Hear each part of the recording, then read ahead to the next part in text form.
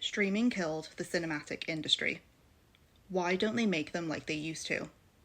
I'm sure everyone has noticed how movies don't look or sound the same anymore, even though the technology used by filmmakers has improved significantly over the past decade. The final products, the newly released films, haven't.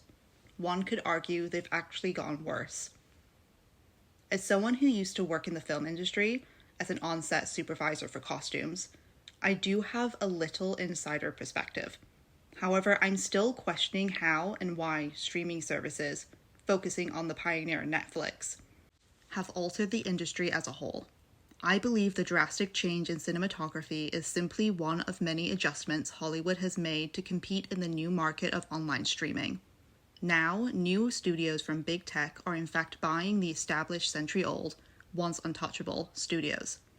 The shift from watching movies in theaters to streaming them on our devices is a social symptom of the pandemic, and ultimately aids streaming's monopoly.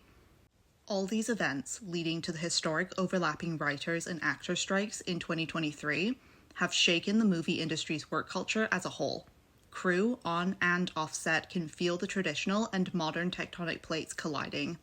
Due to Hollywood's century-long influence on filmmaking, I personally have always felt the industry to be just that, an industry, over an art form.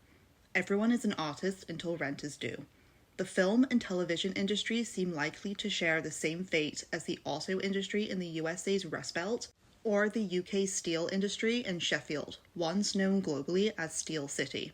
An nihilistic capitalist cycle known as creative destruction, an economic concept influenced by the work of Karl Marx, theorizing capitalism's constant need to devalue existing economies through war or constant economic crises, to rebuild new economies and new wealth, no matter the consequences.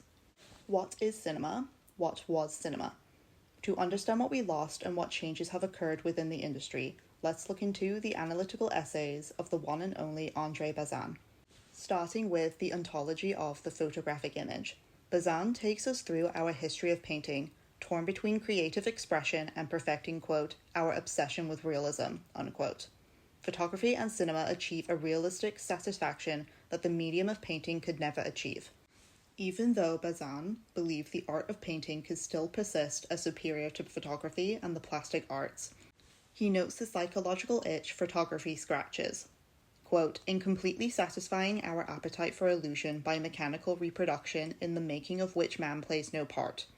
The solution is not to be found in the result achieved, but in the way of achieving it, unquote. Could this explain some of the public's obsession with generative AI images and videos? It was so strange to read Bazin's thoughts on the effects of photography and cinema within the art world when AI is gnawing at the very foundations of our achievements. Quote, namely the duplication of the world outside, unquote. The pendulum swings. In reaction to AI's uncanny valley depiction of reality, we now yearn for visibly human-made photography, art, anything.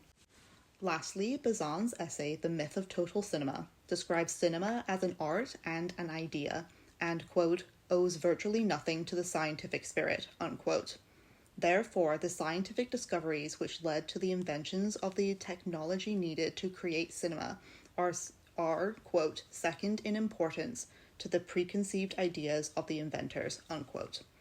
For my interpretation, because the industrialists and savants didn't push cinema's creative possibilities, stopping at their own comfortable achievements, cinema's development was left to the publicly perceived madmen, fanatically, quote, burning their furniture for a few seconds of shaky images, unquote, motivated by an obsession to recreate the visions from their imaginations. These obsessions birth cinema, and we have always dreamt of recreating our world exactly as we envision it, long before the technical discoveries. This is why the idea behind the myth of total cinema and the art of creating cinema are more important than the scientific and technological discoveries. Or in Bazin's own words, comparing our obsession with recreating reality and flight. Quote, thus the myth of Icarus had to wait on the internal combustion engine before descending from the Platonic heavens. But it had dwelt in the soul of every man since he first thought about birds, unquote. Translator Hugh Gray explains that Bazin pioneered cinema as a serious art form, but also as a recognized field of study, to challenge Hollywood's idea that cinema's purpose is purely escapism, a modern day bread and circuses, an ancient Roman phrase to describe the political strategy of gaining public approval with distractions or immediate bare minimum satisfaction, and not beneficial public services or policies. Gray argues the importance of analyzing cinema, quote, beyond the screen, unquote, using the other branches of the humanities and not ignoring our reality, warning, quote, but such so-called paths of escape, pleasant as they are to wander in, are in reality each but a cul-de-sac. The more we see the screen as a mirror rather than an escape hatch, the more we will be prepared for what is to come, unquote. A short history of film, and how the industry operated long before the age of the internet. Before the Second World War, the public's demand for new films was so intense that the studios had to stick to a strict production schedule to satisfy it. Therefore, quote, the studio system was in essence an assembly line that cranked out roughly a feature film per week for each of the major studios, unquote. These would be listed as A pictures due to their star power, top directors, and bigger budgets. The major studios had a guaranteed market by owning theaters and forcing independent theaters into block booking, where you would have to buy a studio's entire slate of films, even the undesired ones, to purchase the feature film. Studios also distributed re-releases, and B pictures were shot in a week or two, used existing sets, and used, quote, second-string players under contract to the studio for maximum economy, unquote. The studio system produced so much by holding actors, directors, writers, and crew members under 7-year-long contracts. Everyone had job security. However, quote, contracts were entirely one-sided, unquote. Which projects you worked on was entirely decided by the studio executives, and anyone could be terminated or suspended at whim since studios micromanaged their employees, especially their star power. So what happened? Essentially, from 1944 to 1949, the U.S. Supreme Court outlawed studios' strict contracts, block booking, and studio-run theaters, allowing actors and crew to choose which projects to work on, based on personal taste, instead of whatever the studio decided. Distribution laws forced the film industry to become an open market. Within half a decade, the entire studio system collapsed. Quote, to compete, the studios cut production costs to the bone, recycling scripts, sets, costumes, and musical scores to create cost-conscious films, unquote, until studios scrambled to fight back against the rise in television's popularity, causing a decline in theater audiences who chose to stay home to watch entertainment. Even though televisions were in almost every household, their screens were small and colorless. Hollywood fought back, quote, with the foremost weapon in its arsenal, spectacle, unquote. Wider screens and color hit the cinema. In the game of Hollywood's monopoly, studios controlled the board, but one player held all the cards. His name was Herbert T. Kalmus, the creator of Technicolor. Kalmus held such a monopoly over the process that studio producers had to sign a contract assuring that they would use only Technicolor's camera equipment and technicians, including a specific color coordinator. Her name was Natalie Kalmus, Herbert Kalmus's wife. She had absolute control over the exact hues used. Her preference for bold colors, no shading or pastels, can be seen in every film processed with Technicolor. And since the technology to process color film was so new, if studios wanted to make a movie in color, they had no choice but to agree to Mr. and Mrs. Kalmus's terms. Quote, if a producer or director argued about the use of color, Natalie Kalmus was quite willing to pull the plug on the whole project. Her sole function was to make sure Technicolor showed itself to the best advantage, no matter what the subject matter, unquote. During the U.S. Supreme Court's crackdown on studios, color processing companies were forced to publish their patents. The industry could now choose which system to use, and Kalmus's monopoly crumbled as filmmakers chose Kodak over Technicolor. Studio executives subjected themselves and their crew to the Kalmus's dictatorial terms because cinema was America's circus. The bright colors were a perfect escape for citizens during the Great Depression to distract from how unattainable the American dream had become. Quote, the escapist fantasies of the Hollywood dream factory offered some relief from the drudgery of daily existence, unquote. movie theaters could be open anywhere from 12 to 24 hours and became an inexpensive and entertaining indoor retreat for struggling Americans. Nothing is created in a vacuum, and 2 world wars within 1 century altered the public cinematic taste. The differences between George Méliès's 1902 A Trip to the Moon and Fritz Lang's 1927 Metropolis were influenced by the First World War. Pre-war, a whimsical adventure to the moon. Post-war, a sci-fi depiction of Germany's crumbling economy due to losing the war and, quote, the hope of a stable, middle-class life. Lang looked around him and saw German society in ruins, unquote. Later, Lang would flee Nazi Germany, betrayed by his wife, to Hollywood, creating film noirs and bumping heads with studio execs due to the social commentary in his films. Fortunately, noirs were cheap to make and less of a gamble for studios. Filming on location, dramatic shadows, meant the spectacular sets and costumes seen in Technicolor films were unnecessary, allowing directors like Lang to produce films about dark and risky subject matters to reflect America's post-war social unease. Vittorio De Sica's 1948 film The Bicycle Thief established neorealism as a cinematic movement, a new way of viewing the world by, quote, seeing what was really there as opposed to what one wished to see, unquote. Now many directors, including Lang, created fatalistic narratives, recognizing the world wasn't fair or just, and opposed escapist films because, quote, the endings are generally left unresolved, as if to say these were problems that could not be solved by artificial narrative closure of a happy ending, unquote.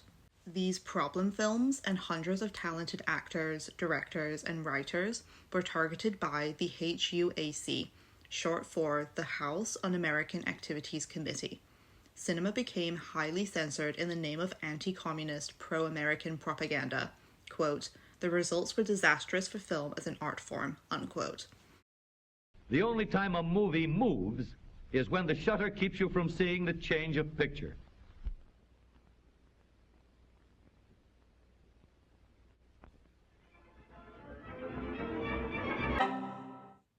Are you still watching? Are you still watching? That was a lot of information to digest. I promise it is relevant. Knowing the different reactions to global instability, to escape or not to escape, and understanding the old Hollywood studio system allows us to observe the updated one. In the wake of Netflix buying Warner Bros., including HBO, late last year, the company's co-CEO, Ted Sarandos, said in an interview that the theatrical success of Barbenheimer could have been possible if both films had premiered on Netflix. Continuing, quote, there's no reason to believe that the movie itself is better in any size of screen for all people. My son's an editor. He is 28 years old and he watched Lawrence of Arabia on his phone, unquote. Personally, I think Sarandos is just another out-of-touch billionaire and therefore can never understand how phenomenal Barbenheimer was post-pandemic. However, what does he mean by his son watched an almost 65-year-old film on his phone? And he's an editor? Alright, the IMDb for Tony Sarandos and his editorial department credits The Do-Over, an Adam Sandler Netflix original, scoring a 5.7 out of 10. Sandy Wexler, an Adam Sandler Netflix original, scoring a 5.3 out of 10. And Murder Mystery, another Adam Sandler Netflix original, scoring a 6.1 out of 10. Actually, out of the 7 editing credits Tony Sarandos has, 6 of them are streaming on Netflix, and Adam Sandler stars in 5. Oh, he also produced that one 2024 Uglies Netflix movie? Quantity over quality, huh? I'm now thinking of David Lynch and his wise words. Quote, now if you're playing the movie on a telephone or on your computer, you will never in a trillion years experience the film. You'll think you have experienced it, but you will be cheated. It will be weak. You'll be experiencing weakness, unquote. Winona Ryder, a cinephile, described film in an Esquire interview, quote, it's like it's my religion, unquote. Having a rich history in the film industry and also starring in Netflix's most successful series, Ryder has worked alongside an array of filmmakers and actors. Ryder explains how the newer faces in the industry haven't watched any classic cinema, noting the importance of learning from the history of cinema and photography. The interview was published in late August 2024, some months after co-star Millie Bobby Brown admitted she can't watch movies, asking, quote, "How long do I have to sit there for?" unquote, because, quote, "I just can't sit there and look at a screen for that long," unquote. Does it matter if an actor doesn't watch films? Or if a writer doesn't read books? Or if a musician doesn't listen to music? How can you grow and develop your skills and your career if you never consume the work of your peers? Not to be disrespectful, if our shortening attention span is disconnecting us from cinema, does that mean our phone addiction is making movies dumber?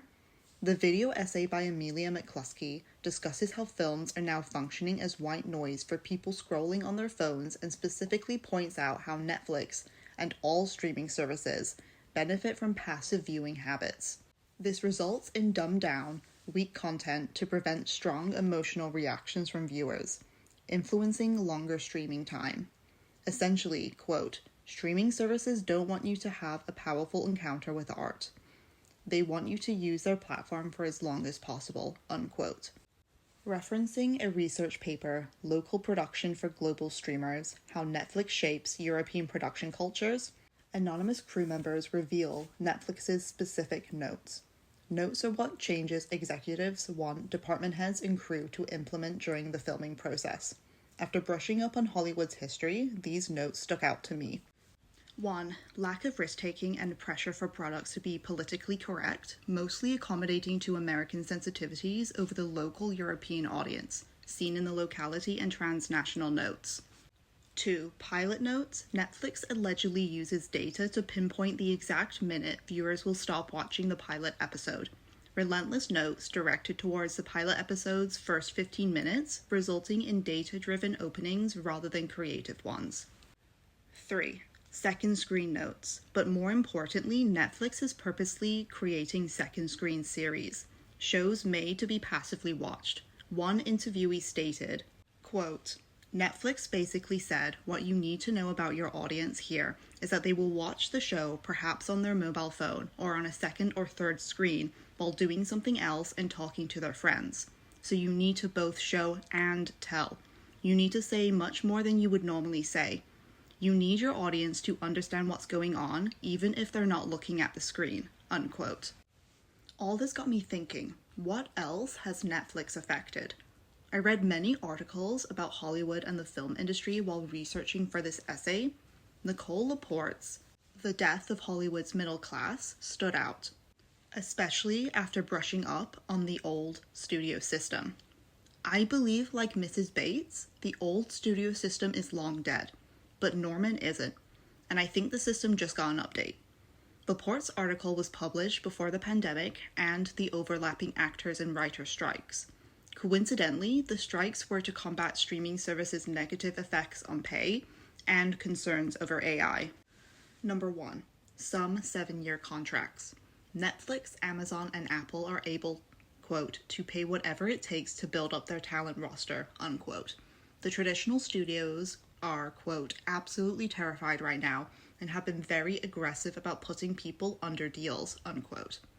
Not everyone is guaranteed job stability. Netflix is taking advantage of Hollywood's gig economy. Quote, "You're always kind of looking ahead and trying to create security in a totally insecure environment," unquote. Number 2, non-stop factory line of content. Quote, "This year alone, Netflix is launching 80 original movies and will have 700 original shows on its service," unquote. Also, an industry-wide shift to adapt to Netflix's innovation of shorter seasons and releasing all episodes at once, meaning less time filming series, so less yearly wages for workers. Number 3, competition causes cost-conscious content. The collapse of the residual system and, quote, "because companies like Netflix don't release viewing numbers, the payments aren't based on ratings. So if a show is a big hit, the residual payment won't reflect that," unquote. Netflix is allegedly listing series regulars as guest stars, legally allowing the production to pay actors a daily rate and not a weekly one, producing cheaper presentation pilots rather than traditional ones, to, quote, "keep networks from blowing millions of dollars on projects that they may not move forward with, but it erodes or eliminates what have been good jobs," unquote. Number 4. Politically correct is the new HUAC. Apple's production studio handpicks projects that align with, quote, the iPhone maker's pristine, family-friendly brand. Too much sex, profanity, and violence are reportedly frowned upon by Apple execs, unquote. Laporte's article discovers that most mid-level Hollywood workers have to take on more side hustles, podcasts, teaching, etc. With the updated studio system, the digital entertainment industry is collapsing on itself. It's creative destruction. The rich can't buy their way into the arts. Well, they can, but they can't buy talent for themselves, and they continue to push out the real talent. Maybe they are making movies like they used to. To think the studios thought television was a threat, and now Netflix owns one of them. Why does everything look ugly? When I started researching and thinking about this essay, I didn't expect to focus so much on the production side of old Hollywood and Netflix. Yet, there are plenty of video essays and think pieces on why cinematography has changed. These videos didn't really tell me anything new. Time equals money, and setting up flattering lighting that doesn't look like a magazine photo shoot takes time. The problem is, here I am, an ex-on-set costume supervisor, trying to wrap my head around lighting logistics. While lighting isn't the only visual element in cinema. In The Devil Wears Prada, the costumes are so interesting and still reflect the late 2000s fashion styles. Costume designer Patricia Field dressed the big screen depiction of the fashion world's most influential woman, Anna Wintour. The textures, the colors, the accessories, the shoes, no matter how big or small the scene, the costumes are visually interesting to look at. Just think of Andy's Vogue montage, only a minute long, but packed with interesting looks. Field also designed Sex and the City, and listen, I'm not the biggest fan of Carrie as a character, but her style is amazing. Not to forget the rest of the women, Samantha, Miranda, and Charlotte. All with different styles, but everything was so interesting and inspirational. So you can see why I was disappointed that Field didn't return to design the Devil Wears Prada sequel, but also the Sex and the City revival, and Just Like That. Instead, we got Molly Rogers, whose designs are trying to be timeless, but end up appearing safe or overstimulating. Some looks are so trendy you could correctly guess the year, the season in these sequels. This is why Anna Wintour wears the same pair of heels and is never seen with a handbag, because these accessories are timestamps. Even though she wears patterned and colorful dresses, her outfits become timeless because you can't pinpoint what year a photo of her is from. Think of the early seasons of Pretty Little Liars, and how those girls had vastly different looking bags for every outfit. Speaking about bags and Molly Rogers, in Sex and the City Season 4, Episode 15, Carrie is gifted the notorious crystal-encrusted Judith Lieber duck purse, an impersonal gift signaling Big's desire for Carrie to fit into high society, or at least change for him, representing their rocky relationship and emotional disconnect. Not the exact purse used in the series, but the same. Listed on First Dibs for $3,200 USD, but sold for $2,800 USD, versus Molly's pick, a 3D printed resin J.W. Anderson pigeon purse, listed for around $890 USD, 95% resin and 5% steel, quote, featuring a new metal hinge, unquote. So the updated version has a steel hinge. Does that mean the old version, the one they used in the show that Carrie owns, is 100% resin? Carrie is known for being terrible at managing her finances, so it doesn't surprise me that she would spend almost $1,000 on a plastic clutch. I just hate how ugly the pigeon purse is, and I like pigeons. I hate how it's made the duck purse better by comparison. How did the world get so ugly? Sheehan Quirk discusses how our worldview differs from the Victorians, seen in their decorative architecture from lampposts to benches, all mass-produced like our modern equivalents. Then why do ours look uglier? Quirk states, quote, "We have become a society of convenience above all else," unquote. Convenience in the present-day film industry work culture like quote, modern design tells the truth very loudly, that we are technologically superior and very efficient, but also a little bit boring and unimaginative. And it says that we no longer believe in the idea of ordinary beauty, or in the idea of a public that deserves ordinary beauty, unquote. Everything the studios produce is boring because they don't believe we deserve anything better, and we eat it up all while doom scrolling. Netflix is creating at the same speed as the studios during the 20th century, but at least film noir and Technicolor films looked interesting. The old cinema demanded your attention. Now producers see modern cameras can practically see in the dark, so they figure, great, no need to light, just shoot it, we'll fix it in post. Generating mediocre, boring slop because they know some of us aren't paying attention, or can't in Millie's case. No studio wants to pay for the time needed to produce cinematography like The Holdovers, where the film's visuals were, quote, conceived from the ground up, unquote, to recreate a retro atmosphere, from the camera operation to editing the studio logos reflecting those seen in 1971. Studios don't want to risk a guaranteed audience by creating Lynchian storylines. Studios don't want to gamble on cinema. They want guaranteed content. Fitting actors with detailed costumes seen in the original Sex and the City and The Devil Wears Prada takes time. It's easier to play it safe. Artist Agnes Martin better explains my thoughts on the relationship between disappointing perfection and imperfect beauty. Beauty is the mystery of life. It's not in the eye, it's in the mind. And it's because of awareness of perfection in the mind. As a matter of fact, I think that we see perfection and then we see beauty.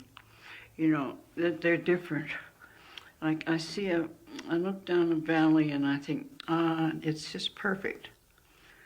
Perfection is easier to see than beauty. You look at the sky and it's perfect, and then you look further and it's beautiful. You enter into it and all that. Beauty illustrates happiness. The wind in the grass, you know how happy the grass looks. And the shining waves following each other. And the blue sky is a different kind of happiness, and in the dark night a different kind. And there are an infinite number of different kinds of happiness, all illustrated by beauty. Just when you look around, you just see it on all sides, you know. Anyways, I don't want to end on a downer, since I do believe cinema can be saved. Here are 10 examples of what I'm calling absolute cinema, and all under 5 minutes, so if you struggle like Millie Bobby Brown to sit through films, you too can watch. Number 1, XOX by Monique Yervon. Number 2, Pickle Surprise by Tom Rubnitz. Number 3, The Fairies by Tom Rubnitz. Number 4, Running, Jumping, Rotoscoping by Ren Rogers. Number 5, T24893H3847E37492A38407P440383 by Ren Rogers. Number 6, Obelisk, You've Come Back by Lizard Men Inc. Number 7, Dots by Norman McLaren. Number 8, Papers by Yoshino Sato. Number 9, You Can't Eat the Internet by Mallbat. And number 10, Walled Hotel _1 by Shramp is Mint.